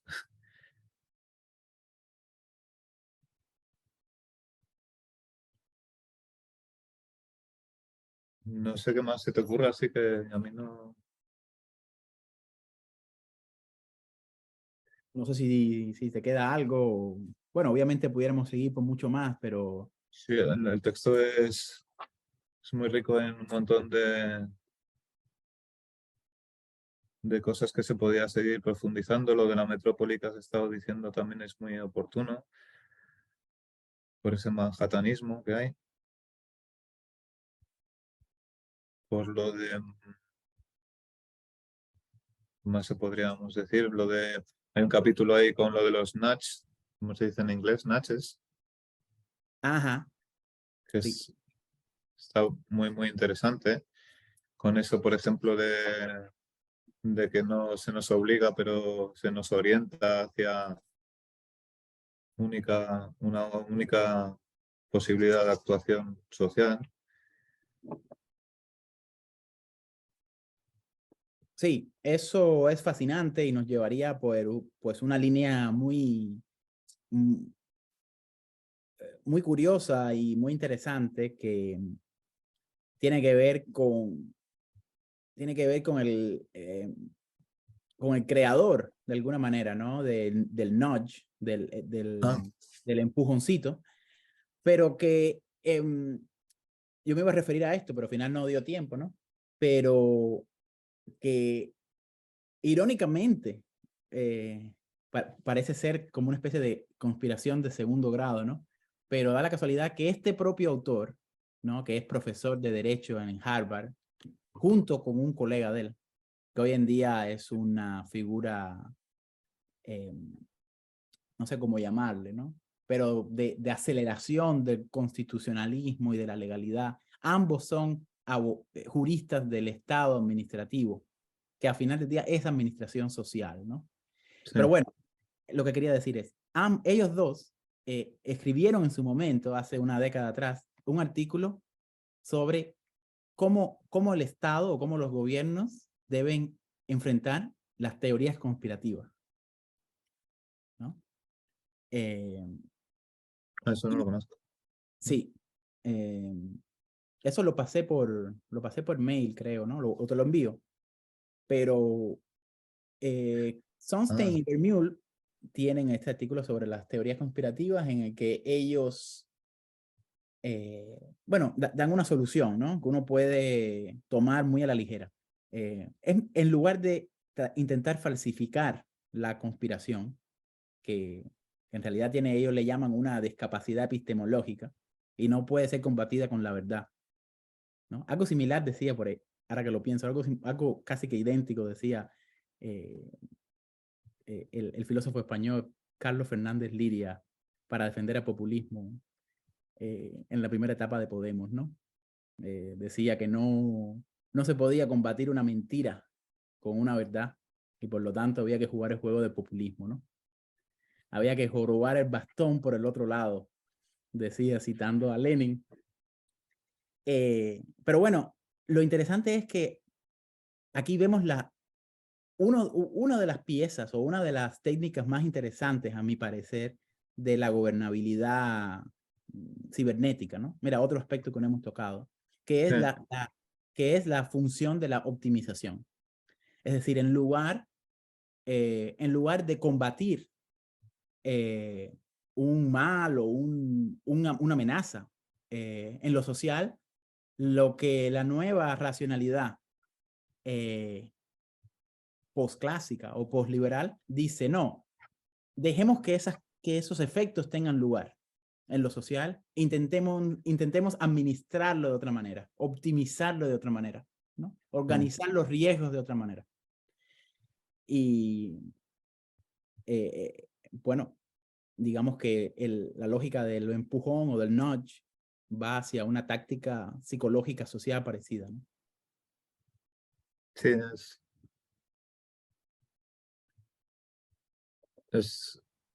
también viene en el texto, ahí es lo de Bernays, ahí es lo de toda la propaganda y cómo se ha unido con la política, por ejemplo, y en eso, pues, el ejemplo que has dicho de Podemos han sido expertos. Estaban con la oreja puesta a cualquier crítica y cualquier crítica se integraba dentro de su programa, de forma a neutralizarla así, totalizarlo todo y dejarla inoperativa ahí. Sí, Sin duda. Bueno, se nos quedaron muchas cosas en el baúl, como diríamos, porque es un texto que tiene muchísimo. Estoy de acuerdo contigo que para hacer un manifiesto, eso también es otra de las ironías, ¿no? Tal vez de manera intencional. Los manifiestos suelen ser pues guías de acción que quepan en el bolsillo, y sin embargo acá tenemos un libro bastante voluminoso y que abre múltiples... claro, pero eso va unido ahí a lo que hemos estado hablando ahí del mesianismo que estabas diciendo, es que esto es un mesianismo sin Mesías. Pues si pretendiésemos hablar de mesianismo.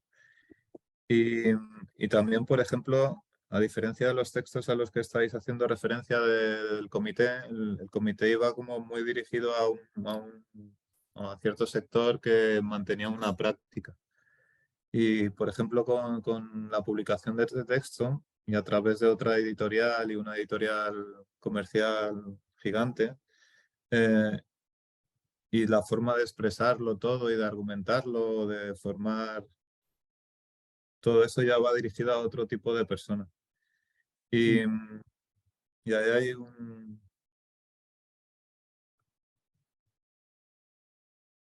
yo no voy a decir abandono, porque sin embargo los lectores del comité podrían haberle seguido leyendo tranquilamente el manifiesto, pero no ha sido así, se han caído por su propio peso y entonces, pues sí, al final puedo hablar de abandono, de esa cuestión táctica y hay una apertura hacia otros que es experiencial y de de dirigirse a otros ambientes y entornos así, porque, porque es lo que ambiciona ahí, sobre todo en un momento tan crucial como el que ha pasado ahora y que él pone en relación también con momentos de la resistencia cuando la ocupación francesa. Y, y como que no había que mirar con quién muchas veces y que no había que cuestionarse muchas cosas si tenías que organizarte o preparar una acción o resistir o simplemente falsificar documentos o buscar una vía de escape a alguien perseguido o que estuviese bajo amenaza, igual que ha pasado ahora con los pases sanitarios y eso así, pues viene con ejemplos ahí citando, pues, por ejemplo, que nunca ha habido tanta falsificación como ahora y una aceptación de la falsificación de documentos oficiales y dentro de un espectro de población que va mucho más allá del que está politizado, por así decirlo. Y en eso, pues a ese espectro al que se dirige el libro y por eso no es de vanguardia, por eso no busca afirmarse en una identidad y, y por ahí pues también eso que hablamos desde el principio ahí, de ser anónimo. No busca dar respuestas, no es un manifiesto, como dices, no es un libro de recetas.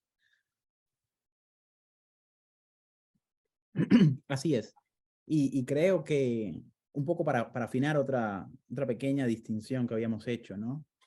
Que si bien es un libro que justamente al no ofrecer recetas, sobre todo recetas para cómo se debería actuar políticamente, sí tiene una comprensión, como creo haberte escuchado antes, ¿no?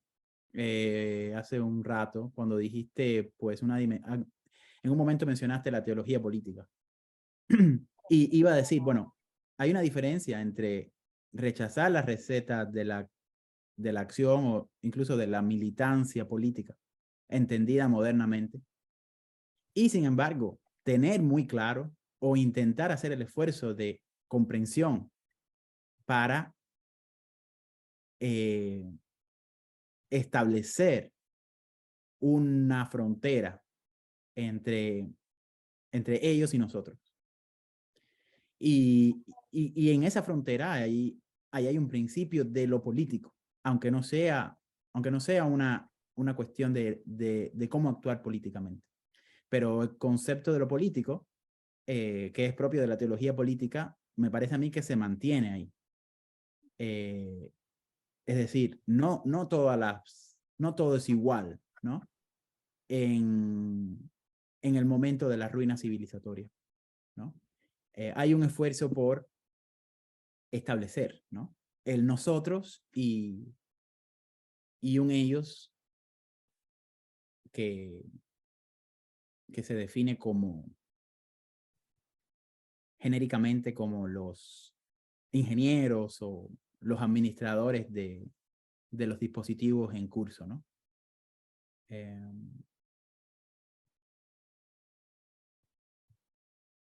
Sí, sí, hay una línea que se ha marcado y es eso lo del cisma y que es irreconciliable. Y este libro salió en un momento muy crudo, muy duro y verdades absolutas que se estaban esgrimiendo en ese momento ahora ya carecen de respaldo en los gobiernos incluso. La izquierda cero COVID que defendía y abogaba por lo que estaba pasando en China, pues con la postura, por ejemplo, que está adoptando de repente China con los cambios y eso, pues se queda sin argumentos, pero pues eso que lo que se podía expresar muy difícilmente como hace un año, ahora de repente puede terminar siendo consenso, pero eso no va a permitir que ante los problemas que nos pone este libro, no nos da recetas y soluciones, pero nos pone ante unos problemas ante los que tenemos que estar, hay una exigencia a actuar y que dar respuesta, y ahí no nos vamos a volver a encontrar con aquellos que mantuvieron un discurso totalmente otro en cierto momento, y con aquellos que a lo mejor podíamos haber ido de la mano en algunas prácticas antes de esta crisis.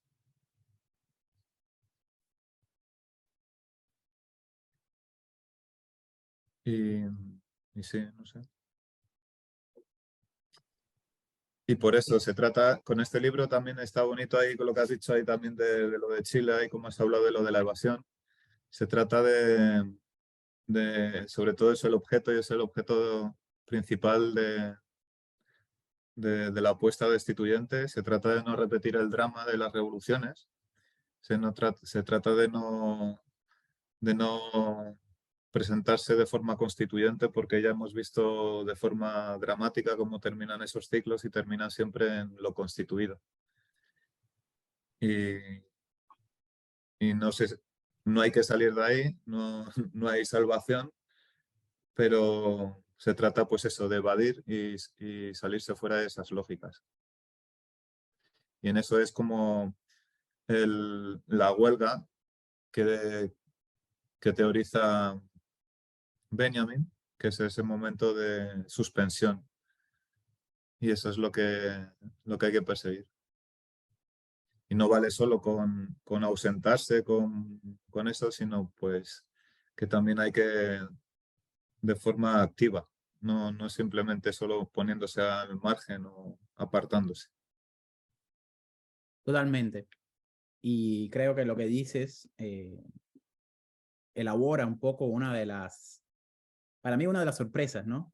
Del final del libro, donde se nos dice que el proyecto adverso está armado de estrategias comprobadas, medios colosales y una voluntad fanática. Y frente a eso, desertar no basta, ¿verdad? Eso es. Es una guerra que exige estrategias y un reparto de papeles, poner en acción recursos materiales subjetivos, ¿no? Me parece a mí que de alguna manera la conspiración suministra algo así como una descarga o una pasión, ¿no?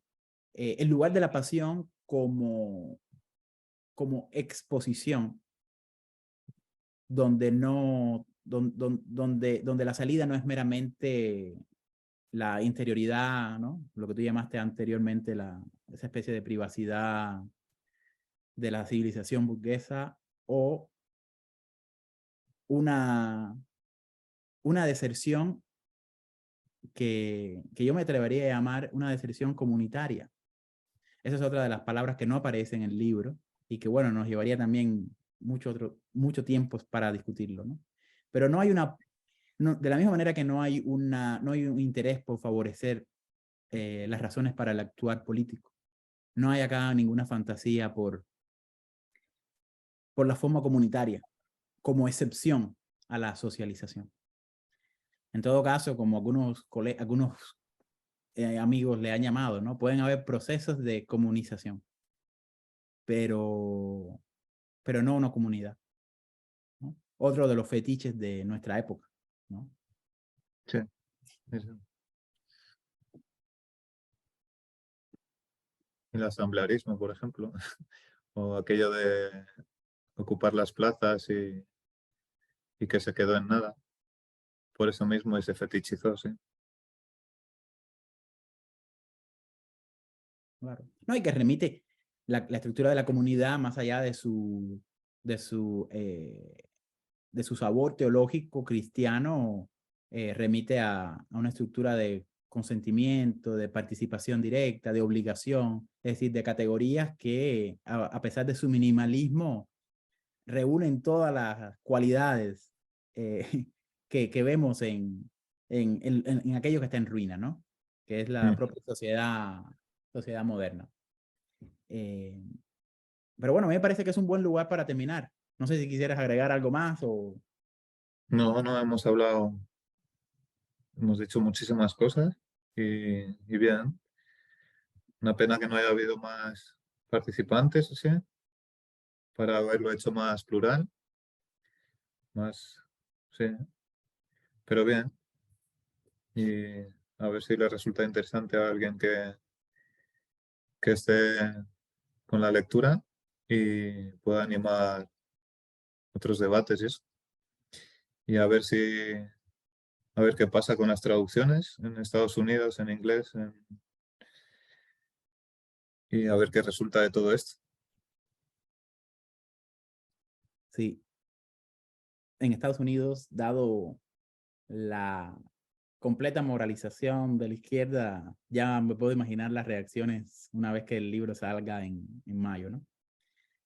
Pero bueno, Iván, lo vamos a dejar acá y Sí, te agradezco. muy bien. Gracias a